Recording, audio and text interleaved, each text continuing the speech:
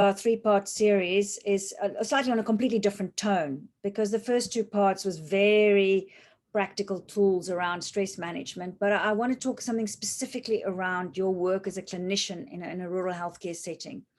And the question is sometimes asked, you sometimes will look at clinicians and you'll find some of them are just thriving in rural healthcare. They love rural healthcare. It's the first thing they want to do when they leave varsity. And then some clinicians absolutely hate it and find it extraordinarily stressful. And their biggest desire is to get out of that community served post as long as possible, as first thing possible. Now, I'm not going to try and convince you today that rural healthcare is the way to go. There's a lot of lifestyle issues around rural health. Not everybody's willing to go and homeschool their kids, for example. But it's certainly possible for that year that you are in a rural health setting. How do you create a possibility to feel like you're thriving rather than simply surviving? And there's lots of different ways of obviously looking at thriving. But what I find interesting is how this question is so pertinent specifically to doctors. So if we look at burnout, for example, this is a study from America, which they showed that 54% of physicians in the USA experience burnout. And we have to compare that with other professional groups. So other professions who also have master degrees has got a much lower level of burnout. And then I found a little study actually that was from the Northwest, looking at 4 large hospitals there. And they found that over 51% of people were stressed and 70% was morbidly stressed. That sounds very scary. But what was more worrying when I was looking up statistics is that there's articles actually about the fact that there's a high silence over stress and burnout among medical professionals. We had that suicide a few years ago of a very prominent, loved consultant within the world of medicine. And it suddenly wakes us up that actually there's a lot of pain and agony going on within our profession. And why is this? So one of the underlying factors, I'm going to use cricket, my sports analogy, to look a little bit about why this is so specific for doctors. And this actually was actually from a YouTube video. It's not my analogy, it was made with baseball. But if you think about it, in the world of cricket, people get a batting score. You get a batting score in terms of how many balls that you get thrown at you actually hit successfully. And you can imagine we could give doctors a batting score, right? So imagine you could get score depending on how many times you got the diagnosis right, or how many times you got the medicine, the treatment regimen right. So what do you think your patients expect your batting score to be? I'm not going to make that interactive at the moment, but what normally the answer is, everybody that I've ever asked, is generally your patients expect that batting score to be very high and very close to 100%. What do you think you as a doctor expect your batting score to be? And even though we don't always realize it, as healthcare professionals, we expect our batting score to be close to 100%. We are assuming that every single time we make a diagnosis, we want to be right most of the time with our diagnosis and correct most of the time with what we are prescribing. And this sets an extraordinarily high bar in terms of what we are trying to reach with our patients. And of course, the reality is that when you get it wrong, those times when we make mistakes like we all do, the consequences can sometimes be devastating. And that's very hard for us as doctors to deal with and live with. So when I started looking and researching particularly around personal resilience, that's the fancy word for how much we're able to take all the knocks and still thrive. And I found this particular Venn diagram very useful. This is from Dave Issay, and he actually studied people who thrive in their professions. And they found that people who find that their work is a calling, who believe that they have found their calling, even if it's just for a year, that is one of the biggest things that contribute to you have an experience that you are thriving in your work. I am doing what I love. And it's not just as simple, what makes people love what they do? And he gives these 3 components, which is interesting.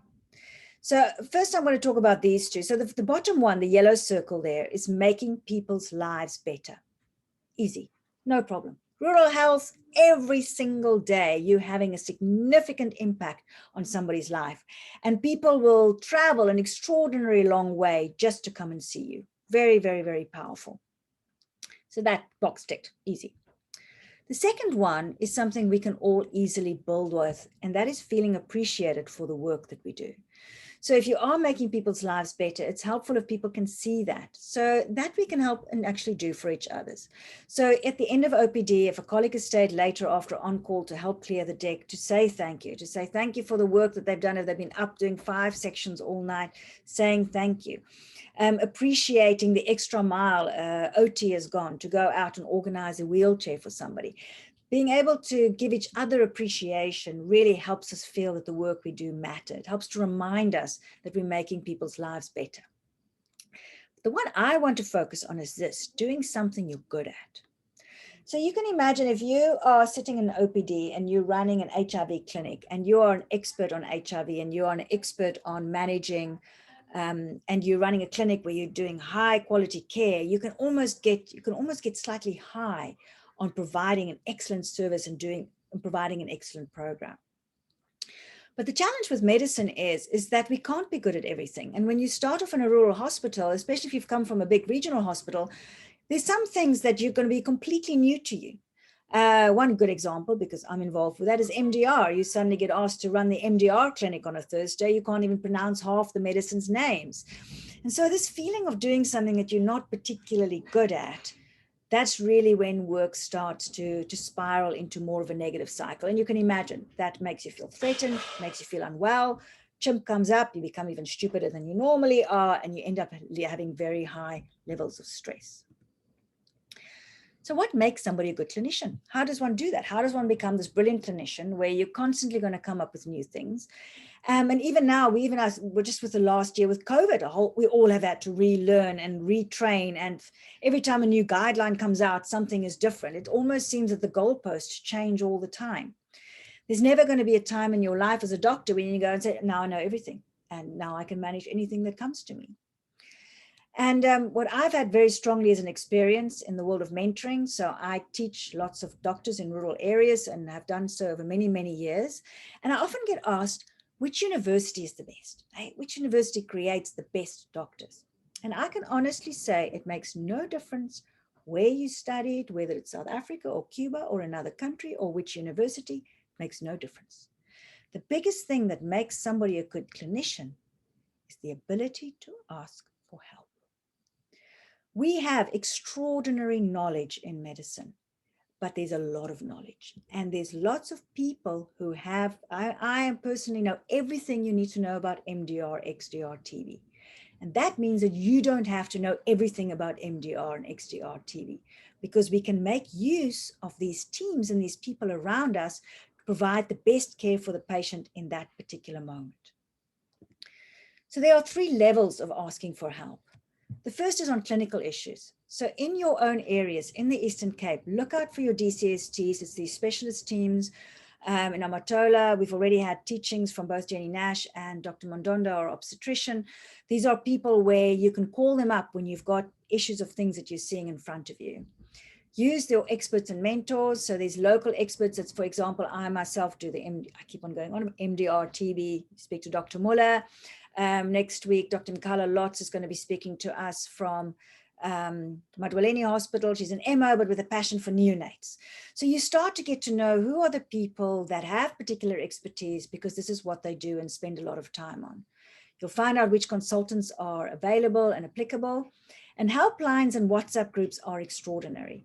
So we will put those out as well. There's, for example, a very good Infectious Disease Society WhatsApp group, which one can join. You can put a question on there at any time. Because we've got 6 ID consultants on that group, you'll get a reply within 3 or 4 minutes. And it can make you feel like you can do a really, I'm going to see if I've got time for a little story. I've got a time for a quick story. So Ben Gaunt is the clinical manager of Zitulele, and I hope he doesn't mind me telling his story. He's written a beautiful book called Hope Goat in a Hospital, worthwhile. You can download it from Kindle.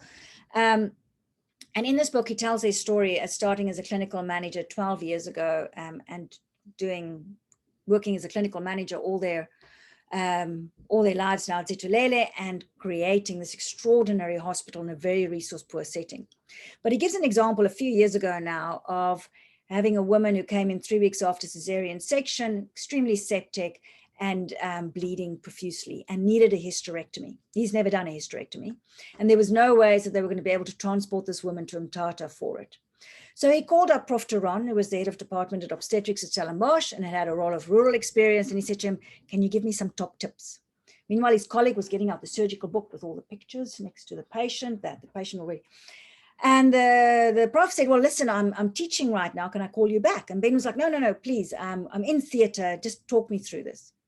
And this consultant did this. He talked him through this hysterectomy, which they then successfully did, and the patient survived. What I really like about the story is that later when Ben spoke to the prof, he discovered that the prof was busy doing a teaching round with registrars. And what he did is he put it on speaker's phone. And so all these registrars was listening to him, talking this doctor through at Zetulele Hospital, doing a cesarean section. And one of the registrars was literally in tears. I was quite tearful when I read that part, because I think for us, this is what we can do. We can do extraordinary medicine because we have this extraordinary network of people around us. And all we have to do is be willing to ask for help. And that includes personal issues. If you feel you're not managing, if you feel that you're not coping, if you are burning out, please get hold of, there's lots of helplines now. Talk to a colleague. You're not alone. We all have our little chimps we battle with every single day. But quite often, what gets really hard is when there's huge challenges at work. So you're trying to run a COVID ward and you've run out of oxygen. That's a disaster. It doesn't matter how well you manage your chimp, you're going to be extraordinarily stressed. And that's where advocacy comes through. And I would like to mention all these extraordinary advocacy organizations. So these are organizations that are passionate about rural health. So for rural doctors, there's Rudasa. For rehab, there's Rurisa. For clinical associates, there's Pakasa. For community healthcare workers and patients, there's the Treatment Action Campaign. The Rural Health Advocacy Project sort of pulls all of those together. There's the South African Medical Association, if you've got issues in terms of employment, etc. There's Section 27, a bunch of lawyers who's done extraordinary work both in health and education. And then one of the programs I want to specifically speak about is the Voice program. Look out for it when it comes to your area, but there's also excellent resources online. And this is a program that looks at what is your rights and responsibilities as a healthcare worker to speak out about things that are not working in your hospital. So what can you do to first fix things where you're at? And what is your rights as you go the next step in terms of being able to change things constructively? And so you're not alone. And I think what's I love about Zoom is that we're suddenly able to build these networks of people and we can support each other and create extraordinary work within a rural healthcare setting. If you're then in a place where you know you're making a difference, you've got a team behind you, so you're giving excellent care, and we give each other a little bit more appreciation for all the amazing work we do, you can start to feel that you can thrive in your job and not just survive. So that's the last book that I mentioned, Conversations Worth Having. It's a book on AI, appreciative inquiry, same abbreviation as artificial intelligence. And it's a toolbox of how we can speak, not only to our work colleagues, to our patients especially, and to our partners, to our children, in a way that doesn't bring the chimp up and start helping us to have meaningful conversations. These are all going to be recorded. I'm going to make them into 3 different parts. They're going to be available on YouTube. I'm happy to make these slides available. For me, this neurophysiology, every person should know. And we should start being able to create a generosity towards each other as we each struggle with this chimp that constantly wants to get off lead, and help ourselves live more from that part of ourselves that needs to be calling the shots and needs to decide how our lives are going to be. Thank you very much, everybody. That was a marathon 90-minute session. We're now opening the floor again for questions or comments. If you haven't yet done so and you want any information, please make sure you put your details in the chat, including your email. I will capture them all at the end of this session. Okay, I'm just seeing if there's any hands up. It's very quiet. Madeline, there is a question. Yes.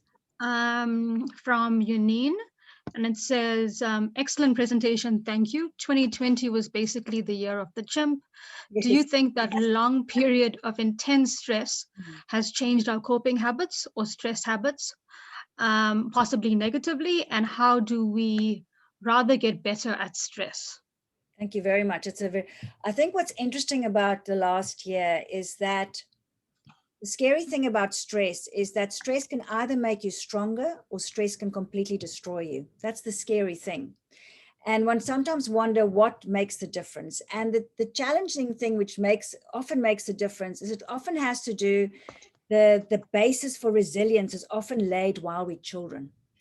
So when we want to actually look at how resilient are we as a population, we have to look a little bit about what's happening within our education systems and within our families. So the safer our children feel, the more safe we felt when we were little, on a body level, on an emotional level, and on an independent thought level, the more resilient we are to deal with a year like COVID. So I think almost the stress of COVID, it's not so much that it makes our coping mechanisms worse, but it illustrates to us how well our coping mechanisms are working. So we have learned a lot in the last year, exactly how medicine even functions. I mean, the chimp in the medicine profession has been a little bit worrying. Luckily not as bad in South Africa as some other countries. But the other thing that I want to bring here in terms of what the last year has really demonstrated, and there was a very good Netflix documentary called The Social Dilemma, is what is happening in social media is that social media feeds the chimp. That's what it does. It finds all the stuff the chimp loves. And what it does is it polarizes. Remember, the chimp loves to think only in black and white. And we saw that in America, where depending on what you click on in your social feed, that's the kind of information you will be getting. And so what ends up happening is your thinking polarizes more and more, and all the stuff you're getting is fear-based. So we have both in America, the Democrats as well as the Republicans has never been so polarized in terms of ideas and thoughts. And that's when you start getting wars and fights and battles. And that's a real challenge, is that we've created a social media dynamic that is enhancing our chimpness and our separateness and our wars, so to speak, instead of building platforms where we actually start learning how to listen to each other, how to build bridges with each other. Twitter, Facebook, WhatsApp is such a dangerous platform for chimps to put all of their stuff out there.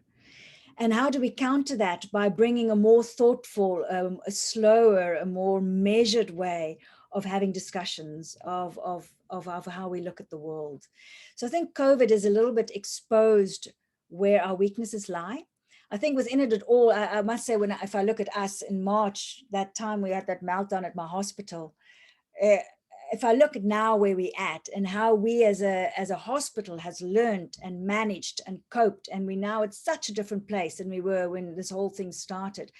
I think there's also extraordinary stories of we've seen how resilient we've been as in some ways of getting through this disaster. But I think we still have to develop a lot as a society to become as resilient and robust as we need to be. I think the chimp is still a little bit too powerful. Thank you for that question. Carissa, anything else on the chat side? Yes, there